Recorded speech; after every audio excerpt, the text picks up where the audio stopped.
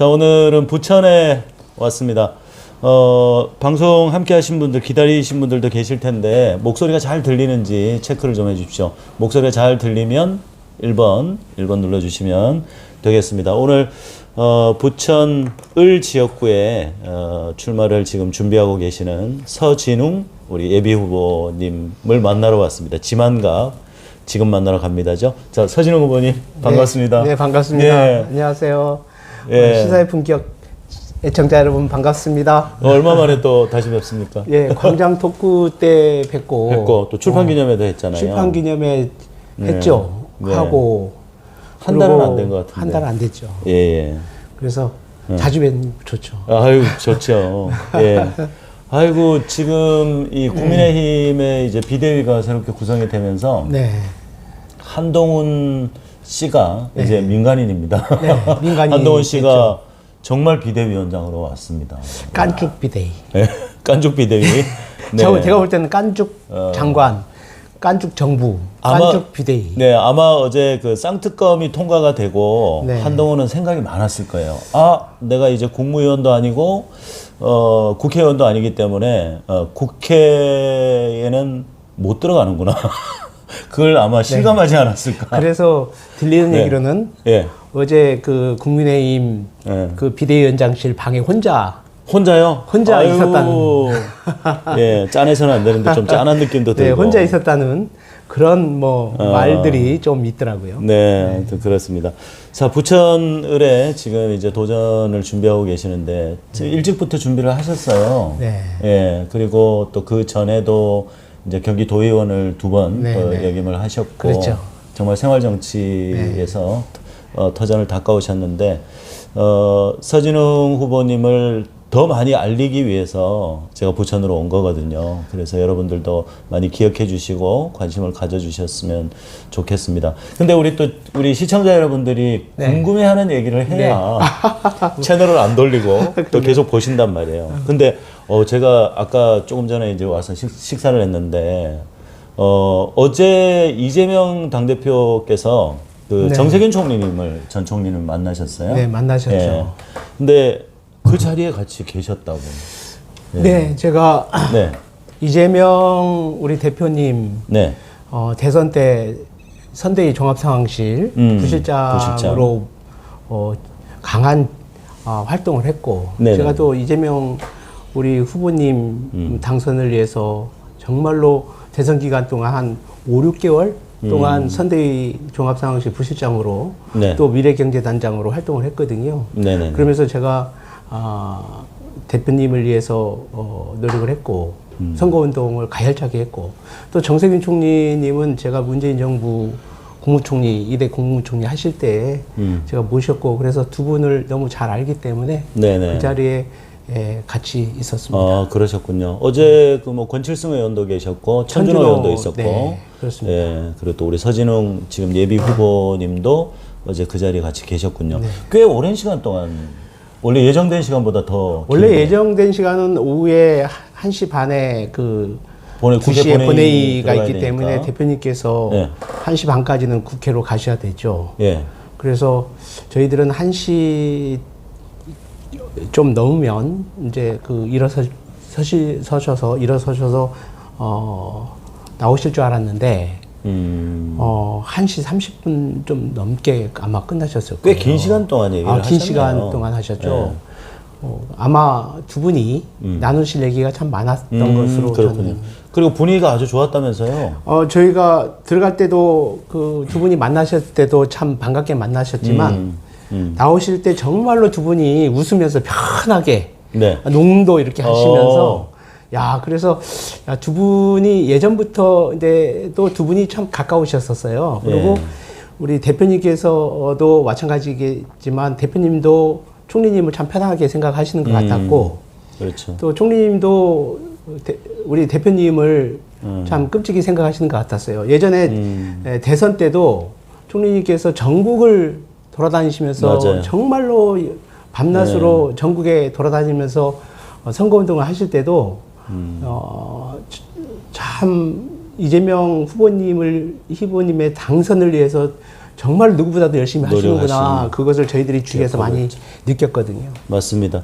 그 정세균 전 총리께서 사실 많은 분들이 뭐 평가가 좀 엇갈리실 수도 있겠지만 제가 보는 정세균 총리님 같은 경우는 다른 전 총리라든가 민주당의 원로분들하고는 다른 어떤 격을 가지고 계세요. 네, 맞습니다. 계셔서 지난 대선 때도 그 경선에서 이제 지지 연설을 하시면서 소년공 이재명을 네. 민주당의 사기 민주정부의 주인공으로 함께 네. 해주시겠습니까 할 때 그때 제가 가슴이 울렁거렸거든요. 그런 정말 참 어른으로서 역할을 해주셨다. 그리고 어제도 아주 많은 이제 좋은 그렇죠. 얘기들을 많이 나눴는데 도대체 TV조선이 왜 이럽니까? 그 사자성어. 기자들이 소설을 쓰더라고요. 네, 현의 살수라는 네. 그 사자성어를 가지고 다양하게 해석을 하더군요. 네. 사실 그 자리에 또 직접 계셨기 때문에 그 의미에 대해서는 또 더 잘 아실 거라고 생각하는데 어떻게 보십니까? 저는 예전에 대선 선거운동 하실 때 총리님께서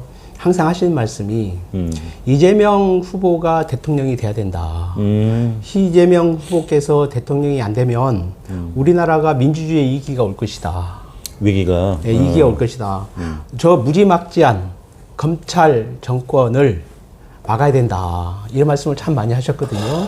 잔악무도한 정권이 될 것이다. 네. 그게 지금 현실로 왔잖아요. 현실이 되고 있습니다. 현실로 왔어요. 네. 그러고 나서 어제 이제 아마 그 TV조선이라든가 이 보수 이 종편 세력들 이 세력들은 아마 그 뜻을 왜곡을 많이 할 것이다. 어떻게든 싸움을 붙여야 되니까요. 네. 그런데 제가 생각할 때는 어제 권칠승 수석 대변인이 두 분의 말씀을 브리핑을 하셨잖아요. 예. 그게 정답입니다. 그 권칠승 대변인께서 정말로 두 분이 하는 말씀을 다 듣고 메모를 해서 브리핑을 하셨거든요. 그래서 그건 정답이다. 네. 그 말이 옳다. 이렇게 생각합니다. 다른 곡해를 하는 것 내용들은 두 분의 이제 그 대화 내용을 왜곡하는 그렇죠. 그런 측면이 있죠. 그러니까 정세균 총리님께서 그 사자성어를 얘기를 하신 것은 민주당이 혁신 싸움에서 져서는 안 된다. 민주당이 과감하게 네. 혁신을 해야 되는데 그 혁신의 내용이라는 것은 지금 당장 이제 총선 국면이고 그렇기 때문에 공천 혁신 그리고 인적 쇄신의 문제인데 그 부분에 있어서 어떤 것도 재지 말고 정말 공정하게 과감하게 혁신해야 된다라는 의미로 그 사자성어를 썼다고 생각을 하는데 마치 이재명 대표한테 뭐 거취를 결정해라 그건 아니고요. 하는 식으로 이 TV 조선이 제가 그 두 분을 잘 아는데요. 네. 그 정세균 총리께서는 그 말씀을 하시게 된 배경은 아마 내년 총선이 우리나라의 미래를 결정짓는 중요한 기로다. 네네. 그래서 총선 승리를 해야 된다. 네네.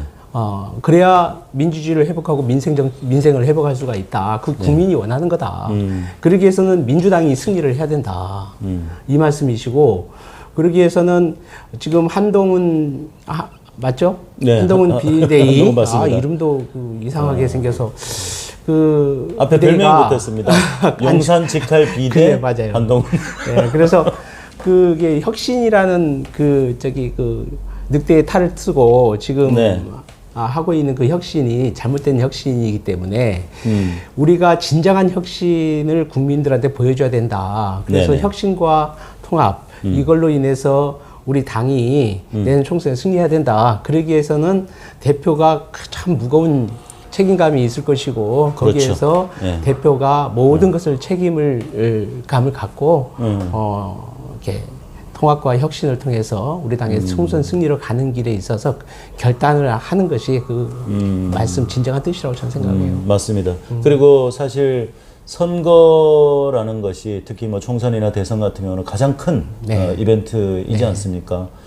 그렇기 때문에 그 짧은 시간 동안 어디에 집중을 하느냐. 보통 우리가 선택과 집중을 얘기를 많이 한단 말이죠. 어디에 집중을 하느냐가 상당히 중요한데 저는 이런 생각이 들어요. 이재명 대표께서 행정가로서 많은 역량을 이미 발휘했고 그런 성과들을 내고 있지만 또 중앙정치에는 아직까지 많은 경험이 없으시기 때문에 이 의욕은 넘칠 수 있단 말이죠. 그렇죠. 네. 그렇지만 정말 이 선거라는 단기간 내에 싸움에서 어떻게 집중을 하고 어떤 선택을 하고 하느냐가 매우 중요하기 때문에 국민의힘을 조금 본받을 필요도 있다고 생각합니다. 그게 어떤 의미냐면 국민의힘이 사실은 60대, 70대 이 노년층들의 압도적인 지지를 받잖아요. 지금은 네네. 많이 구도가 흔들리고는 있지만 그런 것처럼 40, 50 세대들이 40대, 50대 세대들이 민주당을 압도적으로 지지합니다. 맞아요. 예. 그런데 지난 대선 같은 경우도 우리가 패배한 이유가 네네. 사실은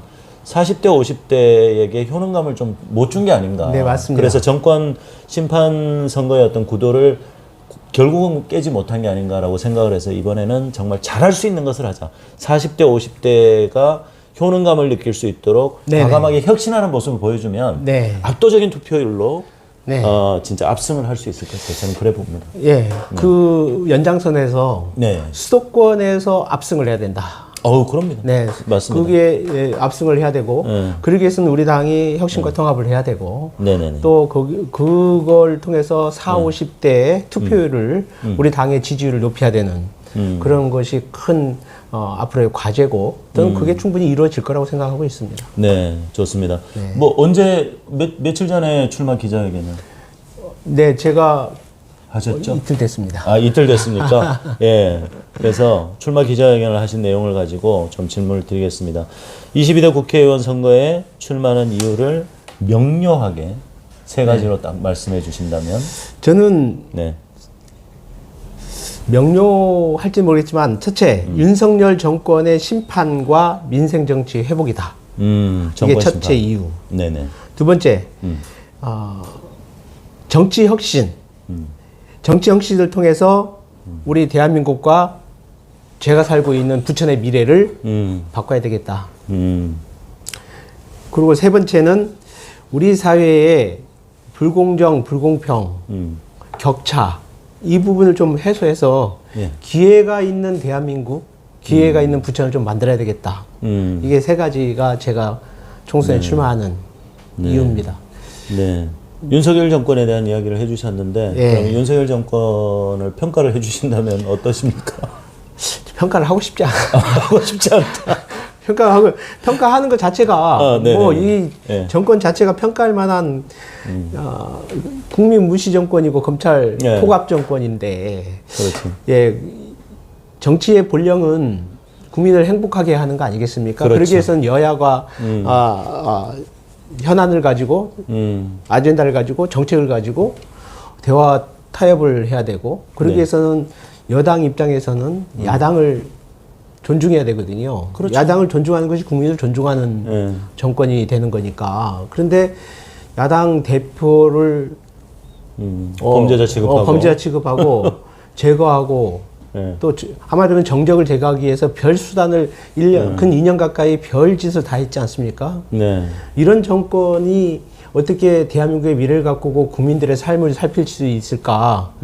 정말로 평가하기도 두려운 정권이다. 네, 한동훈이 비대위원장으로 오면서 한동훈이 보통 이제 여당의 비대위원장 지금 최고의 그래도 권력을 가지게 됐지 않습니까? 그렇죠. 그리고 내년 총선에 중요한 역할을 하기 때문에 그러면 국민의 삶을 지키겠다, 민생을 챙기겠다, 내년 총선을 통해서 국민의힘의 새로운 모습을 보여주겠다, 뭐 이런 각오를 보여줘야 되는데 이재명의 민주당과 싸우겠다.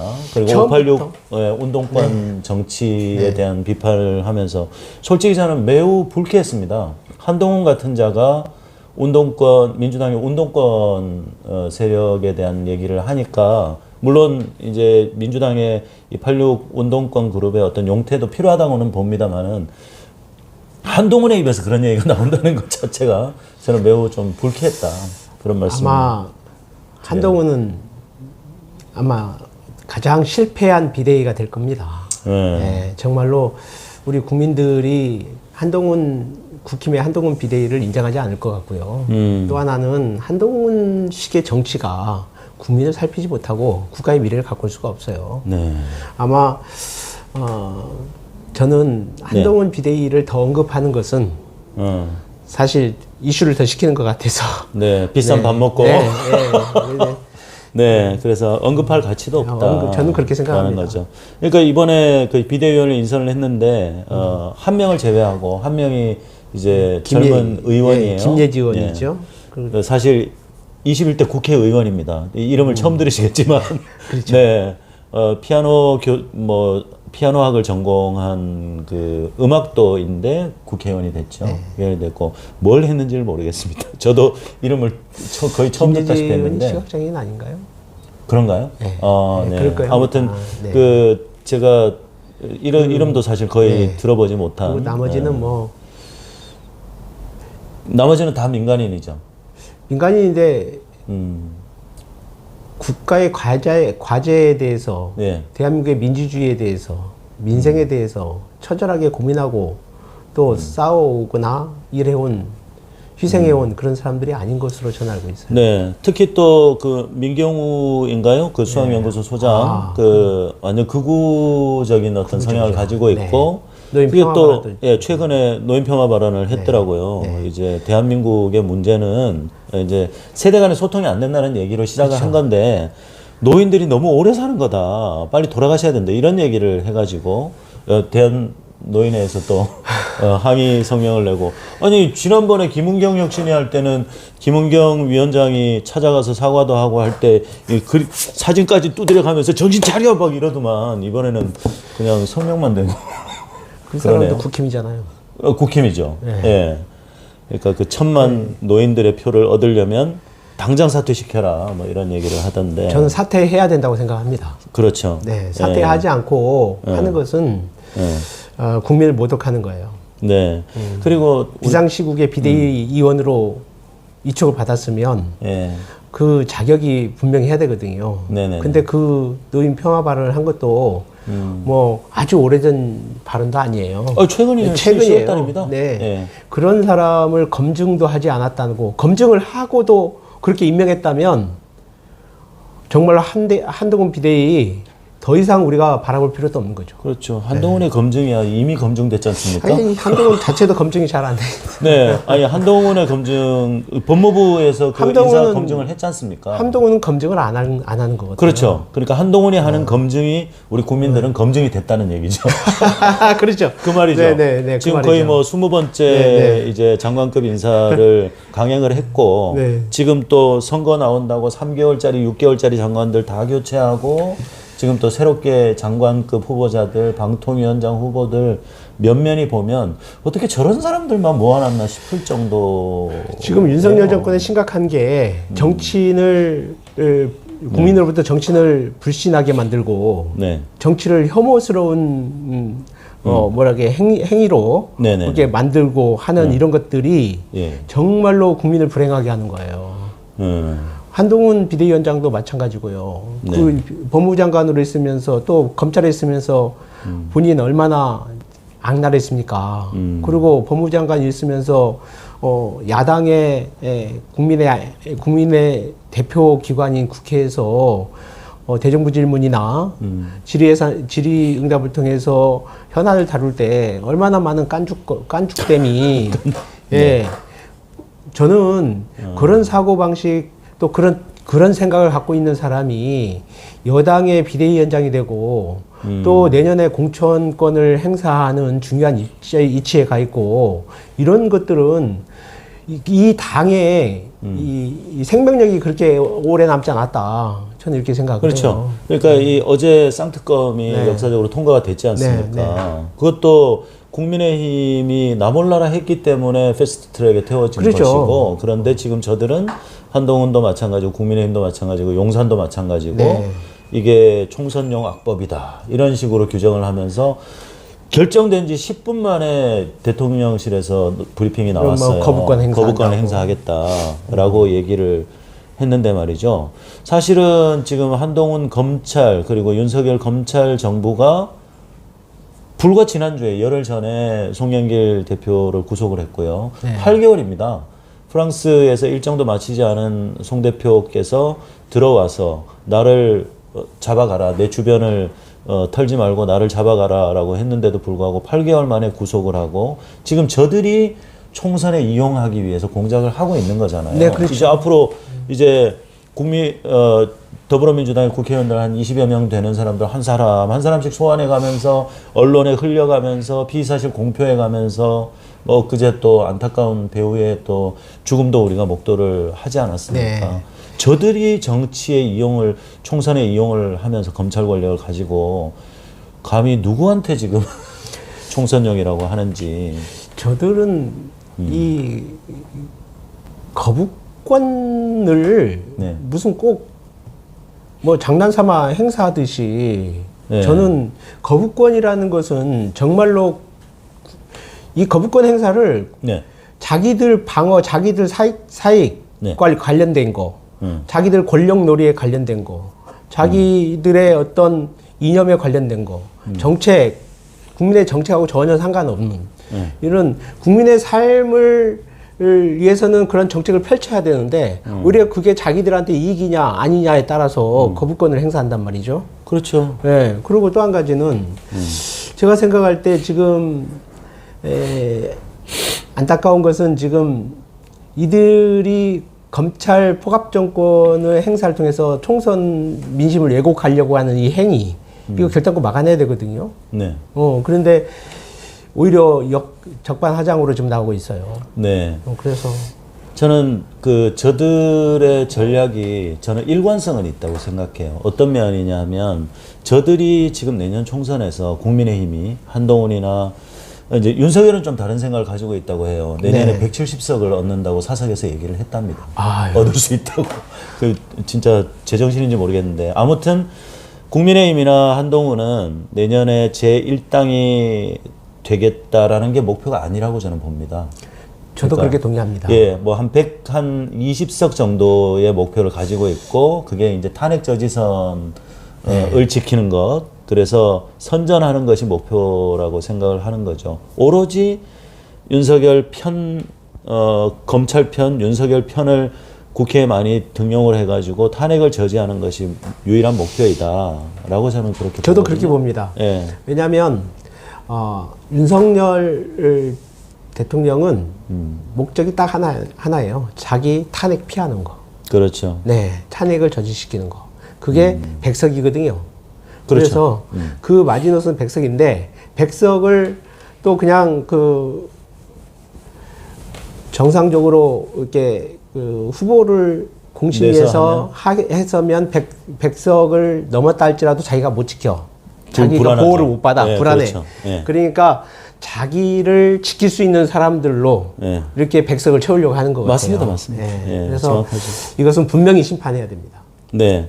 자, 우리 선진호 후보님께서는, 정세균 총리님과의 인연으로 또 정치를 시작하셨고, 또 이재명 대표와도 네. 지난 또 대선 캠프에 상황실 부실장을 역임을 하시면서 정말 많은 노력을 해오셨는데, 이재명 대표를 중심으로 당을 혁신하고 또 단결해야 된다라고 주장을 하고 계세요. 네. 이재명 대표와 또 뭐 인연이 있다면 좀 말씀해 제 주십시오. 도의원 할 때부터 인연이 있었고요. 경기도의원 네, 8대 부대. 그때 이제 대표님께서는 이제 성남시장을 하셨었고, 네. 그리고 제가 대표님 경기도 지사 선대위 하실 때도 제가 그 현장에 가서 네네. 활동을 했고요. 네네. 그리고 저는 대표님의 살아온 삶 그것을 참 잘 알고 있습니다. 그래서 대표님은 참 어렵게 살아온 삶이거든요. 그 삶을 통해서 대표님께 느끼는 것은 이 사회의 격차 문제, 이 사회의 불공정 문제 이런 것을 원망하지 않고 그것을 하나하나 다 극복해 오면서 본인이 극복하고 도전해온 삶을 살아왔어요. 그러면서 정치를 또 하게 되신 거고 정치를 하면서도 한결같이 어떻게 하면 이 사회의 정의로운 공정한 사회에 어떻게 보면 누구나 기회가 있는 삶을 살게 할까 이런 고민들을 많이 했고 그런 정책들을 펼쳐 오신 것으로 제가 알고 있어요. 성남시장 하실 때도 마찬가지였거든요. 네. 특히 교육 정책에 대해서 상당히 많은 관심을 갖고 계셨던 것으로 저는 알고 있어요. 그래서 성남에 뭐 충남 같은 경우 분당도 있고 네. 또 판교도 있고 또 저기 구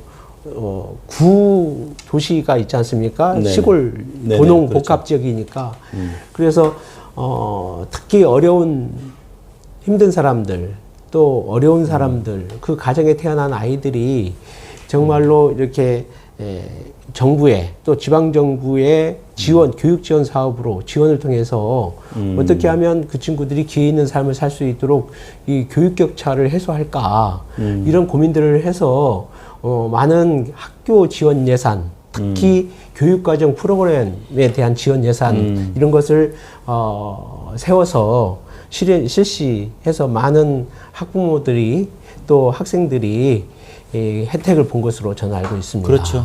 예, 성남에 사는 것이 네. 행복하다라고 하시는 네. 그 성남 시민분들이 상당히 그리고 많으세요. 이제 청년들한테도 마찬가지죠. 그렇죠. 청년들이 얼마나 힘듭니까? 그 취업 문제, 진로 문제. 그런데 시 정부가 성남시가 청년들에게도 그런 기회의 문을 많이 열어줬죠. 그렇죠. 예, 지원 사업을 통해서. 네. 그런 것을 볼 때 네. 대표님이 이 사회를 바라보는 이 시각이 상당히 냉철하시고 또 미래에 대한 비전을 어떻게 하면 잘 세워갈까.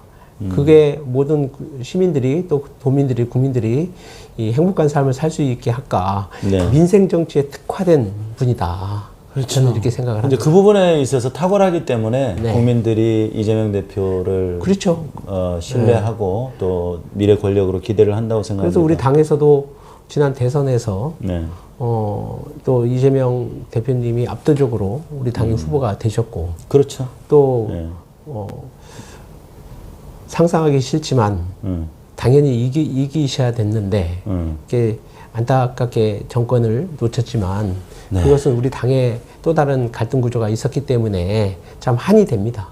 뭐 또 다른 갈등 구조라 하면 그 얘기를 오늘 뭐 사실 뭐 안 해도 좋겠죠. 안 해도 좋겠지만 여러분들은 아마 다 있으실 거라고 생각합니다. 그래서 너무 안타까운 거예요. 정말 정권을 뺏기지 않아야 안을 수 될 있었던. 네. 네. 눈에 보이죠. 근데 그렇습니다. 그걸 뺏길 수밖에 없었던. 그래서 너무 지금 가슴 아픈 현실을 겪고 있는.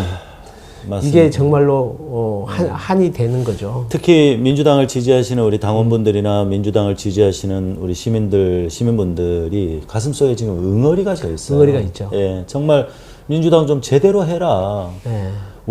내가 당신들을 지지해왔던 것은 국민의힘보다 더 그래도 기대가 돼서 지지한 것이지만 정말 이런 어려움들을 겪고 우리가 정권까지 뺏기고 하면서 정말 내 답답한 가슴을 좀 풀어달라. 민주당도 과감하게 변화하고 개혁하고 혁신하는 개혁은 가죽을 벗겨서 뒤집는 거고요. 그렇죠. 혁신은 그냥 아예 그냥 그러니까 피를 흘리는 게 혁신이란 말이죠. 그런 모습을 좀 보여달라는 건데. 우리 대선 과정에 예. 이런 에피소드를 하나 제가 소개하자 보면 예. 이제 정세균 총리님께서 9월 13일인가요? 네. 21년 2021년. 네. 네. 이제 대선 후보로 이렇게 대선 후보로 도전해서 가는 여정 속에 네네. 9월 13일 날 네. 수답을 하셨어요. 맞아요. 내려놓으셨죠. 네, 내려놓으셨죠. 내려놓고 그때가 9월 25일이 6일인가 아마 그때가 설날 아니 추석이었어요. 추석. 예. 그때 추석을 막 지나면 광주 전남 경선이 있고 또 전북 경선이 있고 네. 그리고 제 2차 국민 경선이 했었죠, 있었어요. 두 번째. 네, 네. 두 번째. 그때 9월 24일인가 그때 아마 제가 네. 9월 13일 날 정세균 총리가 수답하시고 네. 안호영 국회의원이 제 친구예요. 그러시군요. 네, 초등학교, 중학교 친구인데 안호영 국회의원한테 제가 이재명 후보 지지 선언을 해라 강권을 했습니다. 네네. 이유 이재명 후보가 우리 당의 대통령 후보가 돼야 된다. 지금 그때 대장동 그 프레임에 걸려서 막 진행돼 가고 있을 때였어요. 그래서 광주 전남이 그때 이제 막 뭐랄까 선거를 앞두고 있을 때 전라북도 출신의 안호영 의원이 이재명 후보 지지선을 해서 이 전북의 방향, 이 투표 민심의 키를 좀 잘 잡았으면 좋겠다. 이렇게 제안을 했고, 안호영 의원도 흔쾌히 그렇게 하겠다 해서 아마 추석 전에 예, 안호영 의원이 이재명 후보 지지선을 했죠. 그리고 광주의 모 국회의원인데 이름을 그분 동의를 안 받아서 밝힐 수는 없지만 뭐 국회의원인데 뭐 밝혀도 되나요? 밝혀도 근데 되죠. 그분 네. 보좌관하고 제가 통화하면서 네. 그분도 이제 그런 고민을 하다가 보좌관이 그런 고민을 하고 있을 때 이재명 후보로 가자. 제가 권했었죠. 그래서 그분도 이재명 지지선을 했어요. 재선 의원 아닙니까? 조선 의원입니다. 아, 초선 의원입니까? 아, 그러니까 이번에 이제 재선 도전하는 그렇죠. 이용균 의원 아닙니까? 아닙니다. 아, 아닙니까? 김경만 의원입니다. 아, 김경만 의원? 김경만 아, 의원 이재명 후보 지지를 할 때 그때 오기철 보좌관이라고 있습니다. 네. 수석 보좌관. 그러시구나. 오기철 보좌관이 김경만 의원하고 친구예요. 대학교. 예, 역할을 많이 하셨군요. 그래서 제가 예. 그때도 이재명 후보로 가야 된다. 저는 저희 대한민국이 진정 국민을 위한 민주정부, 예. 민생정부, 또 우리 뭐랄까요? 우리 사회가 좀 더 공정하고 격차를 해소해 가면서 누구나에게 기회가 있는 삶, 이런 삶을 만들어 갈 수 있는 사람은 저는 이재명 후보였다. 이렇게 판단을 했던 거고, 네. 저는 그것을 이렇게 강하게 권했죠. 그런데 그분들이 바로 이제 그분들도 아마 뜻을 저하고 동의 네. 제가 할 때 맞다 그러셨구나. 생각하고. 네, 어제 그 이재명 대표님하고 또 정세균 총리님하고 회동을 했을 때, 조찬 회동을 했을 때도 같이 계셨다고 하셨는데, 정세균 총리님이 과감하게 이제 그 사자성어를 대시면서 과감한 혁신이 필요하다. 혁신을 해라. 과감한 결단을 해라.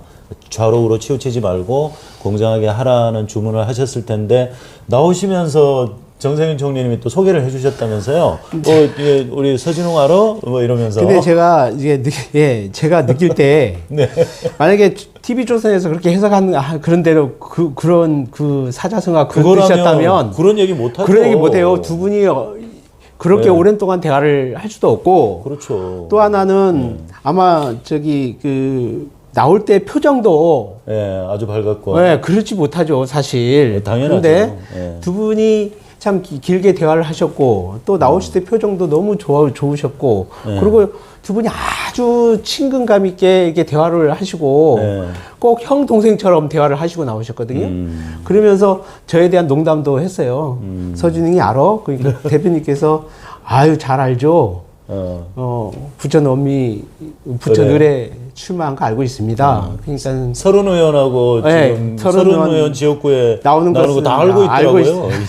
이렇게 말씀을 해주시고 그래서 저도 이제 그 자리에서 또 대표님한테 인사도 같이 웃으면서 나누고 그랬는데요. 예전에 대선 캠프 들어갈 때도 총리님하고 대표님하고 저기 여의도에서 운산에서 만나실 때 그때 저도 그때 수행을 했었거든요. 그때 나올 때도 대표님께서 저한테 차를 타시면서 중앙당의 선대위가 이제 꾸려졌으니 선대위에 그 합류해라. 대표님께서 저한테 말씀하셨어요. 차 타시면서. 그래서 알겠습니다. 합류하겠습니다. 그래가지고 바로 중앙당 종합상황실 부실장으로 합류를 해서 3월 9일 대통령 선거 끝날 때까지 뛰었죠. 그러셨구나. 저는 진짜 이재명 대표님이 정말 의욕이 넘쳐요. 하고 싶은 것도 많고 관심도 많고 도대체 잠은 언제 주무시는지는 모르겠고 심지어 유튜브도 되게 많이 챙겨보시고요. 소통을 많이 하시네요. 예전 같은 경우는 제가 현장에 촬영을 하러 갔다가 시사의 품격이라고 하니까 아유 잘 보고 있다고 잘하고 있다고 우리 집사람이 자주 보던데 뭐 이러면서 그 정도로 관심이 많아요. 한 사람 한 사람. 그래서 이재명 대표께서 지금 민주당에 지금 도전하시는 수많은 예비 후보들 면면이 다 살펴보고 마음속에 두고 있고 그렇게 하시는 걸로 알고 있어요. 참 그렇군요. 자, 그러면 이제 뭐 부천 얘기를 안 할 수가 없는데 부천에 대해서 우리 서진웅 후보님은 남다른 애정을 가지고 계시고 또 많은 또 성과도 이루어내셨고 이 부천 바닥에서 서진웅이라는 이 사람에 대한 인식 자체가 제가 지난번에 이제 콘서트도 하고 출판 기념회 하면서도 느꼈지만 정말 애정이 남다르더라고요. 어유 서진웅은 최고지. 함께 항상 우리 시민분들과 함께 호흡하고 많은 성과도 이뤄냈단 말이에요. 네. 그 자랑하고 싶은 거 간단하게 한두 가지라도 좀 말씀해 주십시오. 저는 일단은 정치를 처음에 시작할 때 똑같은 초지일관 한결같은 정치인이 되려고 했어요. 무슨 얘기냐면 제가 정치하는 목적은 이 사회의 지역의 시민 운동을 하면서 예. 어려운 곳에 또 이 도시 환경 문제 이런 구조적인 부분 이런 부분에 처음부터 시작을 하면서 네. 아 정치가 국민의 삶을 돌보는 정치가 돼야 되겠다. 지역 시민 활동을 하면서 보니까 행정과 이게 시민들 간의 충돌이 너무 많아요. 그런데 그게 행정이 이 시민들의 삶을 충족시키는 역할을 적극적으로 해야 되는데 오히려 그러지 못하는 부분이 너무 많고 회피하는 경향이 너무 많아요. 그래서 아 이건 정치로 풀 수밖에 없겠구나 해서 정치를 시작했는데요. 네. 저는 지금도 우리 부천이 87만, 88만까지 갔다가 90만을 육박하면서 지금 78만으로 인구가 지금 줄어들고 있고 일자리도 마찬가지로 줄어들고 있고요. 또 다른 수도권의 다른 지역보다 GRDP가 상당히 낮습니다. 그런 측면에서 부천이 갖고 있는 지역적 특색이 좀 달라요. 그래서 중동신도시, 상동신도시와 원도심과 소사, 오정이 다 이게 좀 특징이 다르구나. 특징이 다릅니다. 그런 측면에서 네. 도시의 구조적인 문제를 해결해야 된다. 그게 저는 먹고 사는 문제라고 생각해요. 왜냐하면 네. 지금 청년들을 만나고 제가 지역을 돌아다니면서 느끼는 것은 상당히 민생이 힘들다. 삶이 고달프다. 특히 자영업에 위기가 오고 있는 것 같습니다. 그래서 저는 정치를 하면서 느끼는 거지만 항상 사람들이 희망을 갖고 기회를 얻을 수 있는 그런 사회를 좀 만들고 싶고요. 제가 다른 방송에서 많은 얘기를 했는데 자랑을 할 것 같으면 저는 첫째 교육 정책이 좋아야 된다. 그래서 우리 아이들이 이 기회를 얻을 수 있는 것은 가장 큰 문제가 어디에 있냐면 우리 양극화 문제가 지금 심각하잖아요. 네. 양극화의 원인은 저는 자산격차라고 보고 자산격차는 소득격차로 보고 그 원인을 거슬러 올라가면 또 일자리 격차 있고 일자리 격차의 기본적인 것은 교육격차라고 보는 거예요. 그렇죠. 예. 근데 이 교육격차를 해소하지 않으면 각자 도생의 길로 가게 만들면 안 되거든요. 그래서 교육 문제를 가장 우선적인 지원 정책으로 만들어야 되고 네. 그 다음에 이제 단계별로 소상공인 정책, 지역의 여러 가지 차상위 계층을 위한 정책들을 펼쳐나가야 되는데 저는 주안점으로 교육 정책을 가장 관심 있게 보고 있고 그러고 나서 이 중소기업과 소상공인 자영업 정책에 대해서 관심이 많습니다. 네. 이제 후보님께서 직접 얘기를 안 하시니까 제가 몇 가지를 정리를 해드리면 그거 안 하셔도 되는데. 부천에서 전국 최초로 그 과목별 중점 고등학교를 만드는데 정말 많은 역할을 해 주셨어요. 교육이 가장 중요하다는 얘기를 하셨잖아요. 그리고 또 뭐 골목 상권 전통시장에 대한 애정이 또 남다르셔서 뭐 주차장 사업이라든지 이 전통시장에 대한 문화 개선을 하는데 정말 우리 시민분들하고 상인분들하고 같이 호흡을 하셨던 그런 분이고 별명이 밥 짓는 남자예요. 밥 짓는 남자. 네. 그리고 또 이 부천의 이 중소기업 판로 확대 그리고 이제 노후 공업 지역을 재생하고 이 공단 지역을 재생하고 이런 부분에도 관심을 많이 가지고 계시고 또 외곽 순환도로 있지 않습니까? 거기에 뭐 또 하부 공간 공원화라든지 뭐 이런 부분들 정말 이 민생 이 부천 시민들의 민생을 정말 챙겼어요. 근데 우리 후보님 이제 국회의원이 되시면 네. 이것도 이거지만 이거 할 사람은 또 따로 있어요. 네. 결국은 거대 담론을 가지고 일관되게 싸워야 된단 말이죠. 네. 그러면 우리나라에 이제 300명밖에 안 되는 국회의원은 각 지역을 대표해서 나오기는 하지만 물론 지역에 신경 쓰는 것도 있지만 중앙에 가서 어떤 정치를 할 것인가에 대해서 가장 관심이 많고 그래서 이 사람이 가지고 있는 가치 그리고 내년 총선에서 우리 많은 시민분들이 누가 국회의원이 돼야 되냐 어떤 사람으로 이렇게 쇄신이 돼야 되느냐를 봤을 때 이 자랑무도한 윤석열 정부를 어떻게 끝장낼 수 있느냐 이 윤석열 정부와 어떻게 잘 싸울 수 있느냐를 가장 제1로 둔다고 봅니다.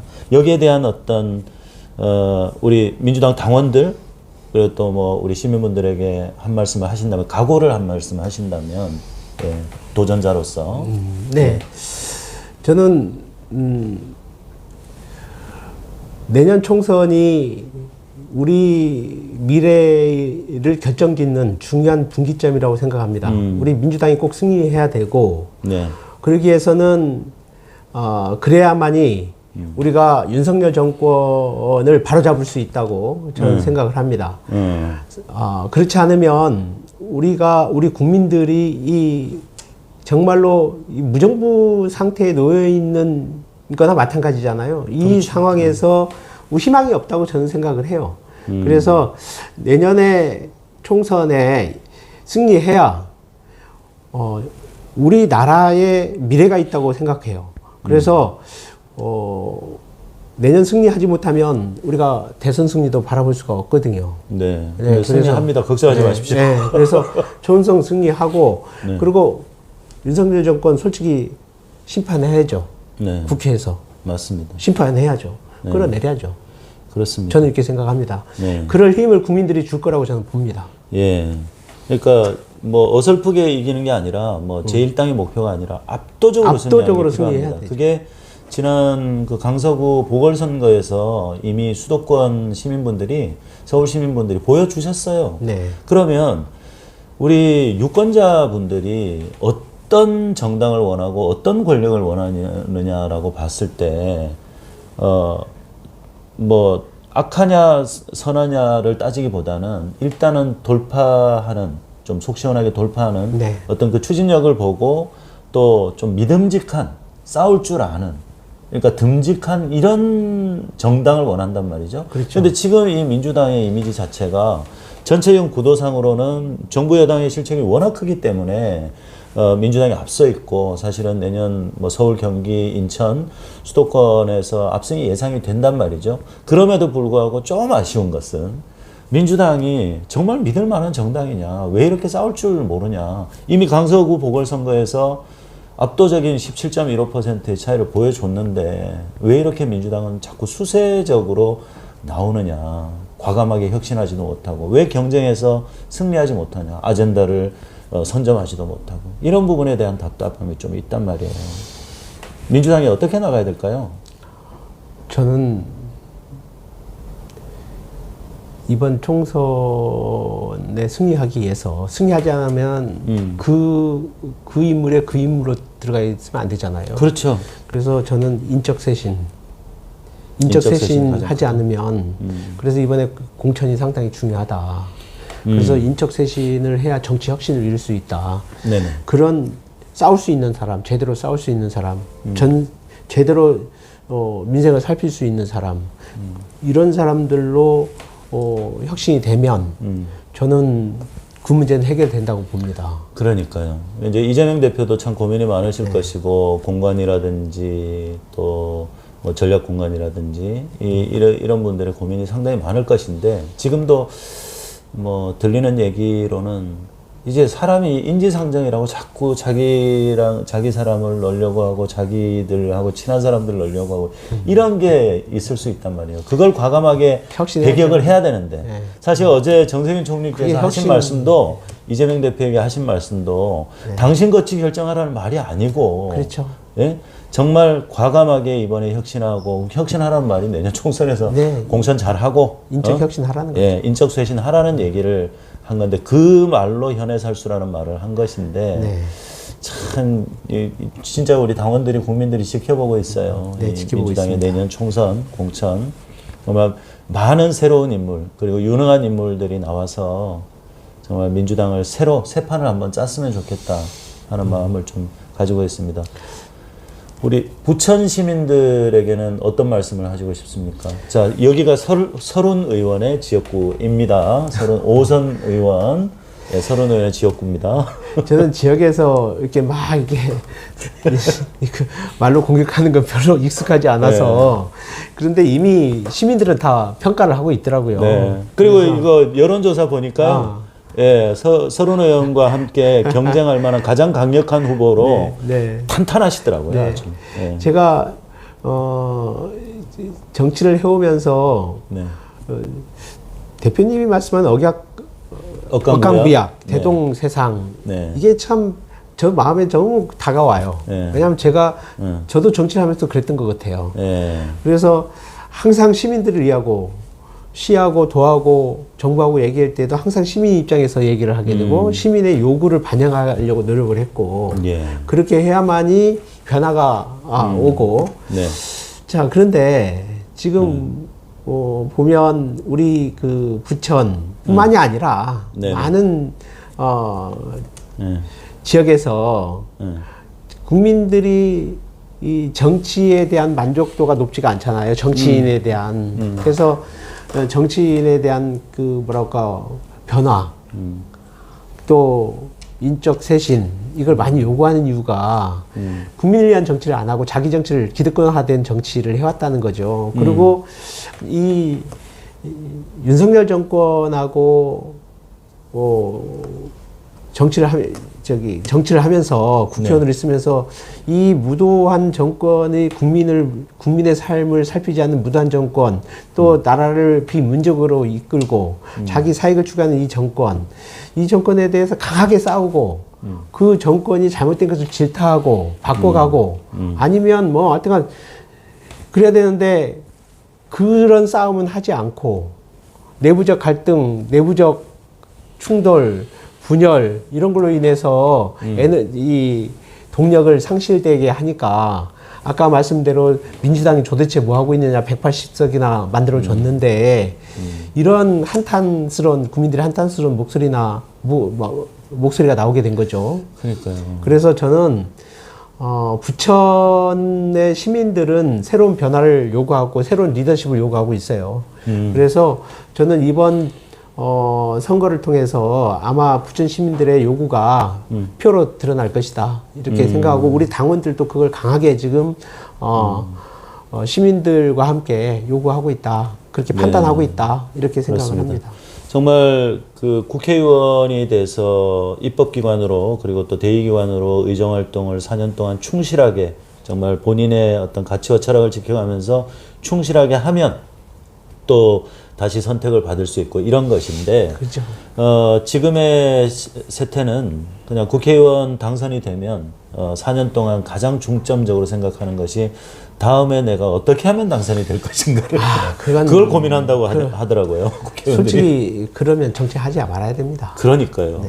예, 이게 직업이 돼서는 안 된다는 그런 거죠. 정치는 국민을 더 힘들게 하고 국가의 미래가 없는 겁니다. 네, 과거에 그 국민의힘 전신의 그 의원이었던가요? 그 이부망천이라는 망언을 하지 않았습니까? 그런 것처럼 그게 아니라 정말 이 수도권 또 경기권 인근 도시들이 균형되게 발전하고 누구나 오고 싶은 그런 도시로 만들어내기 위해서는 여러 가지가 있겠지만 우리 또 서진호 후보님이 말씀하시는 거는 교육이 가장 중요하다. 교육의 어떤 질을 균등하게 만들어 나가는 것이 중요하다라는 말씀은 상당히 인상적이네요. 그래서 누구나 오고 싶은 부천으로 이렇게 행복한 교육 특구 그리고 또 이제 문화예술 도시로 부천을 더 발전시킬 수 있는 그런 기회를 꼭 얻으셨으면 좋겠습니다. 알겠습니다. 뭐 마지막으로 하실 말씀 있으시면 시간이 훌쩍 지나가 버리네요. 훌쩍 지나갔나요? 근데 저는 정치인은 국민만 바라보고 가야 된다고 생각을 하고요. 그러기 위해서는 정치인의 자세가 상당히 중요합니다. 그래서 정치인은 어떤 사명을 갖고 있는 사람이 해야 된다고 생각을 합니다. 그래서 저는 정치인이 진실해야 되고 또 성실해야 되고 책임감 있어야 된다고 생각하거든요. 그래야 국민이 요구하는 정치, 국민에게 행복한 삶을 줄 수 있는 정치를 할 수 있다고 봐요. 저 그렇게 준비되어 있으니까 우리 부천 시민 여러분 많이 도와주시기 바랍니다. 네, 고맙습니다. 지난달에 출판 기념회를 하셨어요. 희망의 정치를 짓겠습니다. 밥 짓는 남자에 걸맞게 희망의 정치를 짓겠다. 격차 해소, 공정 실현, 그리고 시민에게 희망을 주는 정치가 되어야 한다라는 그때 저한테 사인을 예, 직접 글을 적어 주셨어요. 희망과 행복의 이름표를 달고 대표님이 그리는 세상에 저도 함께 동행하겠습니다. 이게 11월 29일이었어요. 네, 그때가. 맞네요. 그래서 제가 직접 줄을 서가지고 줄을 서서 사인을 받았는데 정말 저도 서진웅 후보님의 앞으로의 어떤 활동이나 이런 것들을 또 예의주시해서 지켜보고 또 함께 또 도울 수 있는 부분을 돕고 그렇게 하도록 하겠습니다. 지금 이제 상당히 긴 레이스예요. 네. 이제 뭐 한 3월쯤 돼야 또 결정나지 않습니까? 거의 저희 그 당 경선은 2월 중순에서 3월 초? 그죠? 예, 그렇기 3월 때문에 한 2, 3일이면 끝날 것 같습니다. 아직 시간이 거의 뭐 2달 가량 남았는데 정말 잘 준비하셔가지고 짧게는 한 달 반, 네. 길게는 2달 예, 남았습니다. 이번에 정말 부천 시민들이 원하는 민주당의 혁신의 아이콘이 되실 수 있었으면 좋겠습니다. 건강 관리 잘 하시고요. 알겠습니다. 요즘 독감이 유행이어서 네. 저도 진짜 죽다 살았습니다. 건강 관리 잘 하시고 정말 있는 그대로의 모습으로 부천 시민들에게 각인이 돼서 정말 좋은 결과가 있었으면 좋겠습니다. 우리 그 대한민국의 곳곳을 찾아다니실 텐데 네. 정말로 훌륭한 후보들 많이 찾아내서 그러려고 합니다. 네, 그래서 정말로 우리 민주당 또 우리 국민들을 위해서 제대로 정치할 수 있는 희망을 열어갈 수 있는 후보들로 많이 만들어 주시기 바랍니다. 네, 그렇게 하도록 하겠습니다. 또 찾아뵙도록 하겠습니다. 반갑습니다. 오늘 말씀 나눠주셔서 감사합니다. 네, 고맙습니다. 네, 네. 고맙습니다. 네, 종료해 주시고 확인 눌러주시면 됩니다. 네, 여러분 잠시 후에 4시에는 이제 서울구치소 앞으로 갑니다. 예, 제가 오늘 바쁩니다. 우리 송영길 대표를 응원하기 위해서 서울구치소로 갑니다. 꺼졌나요? 네.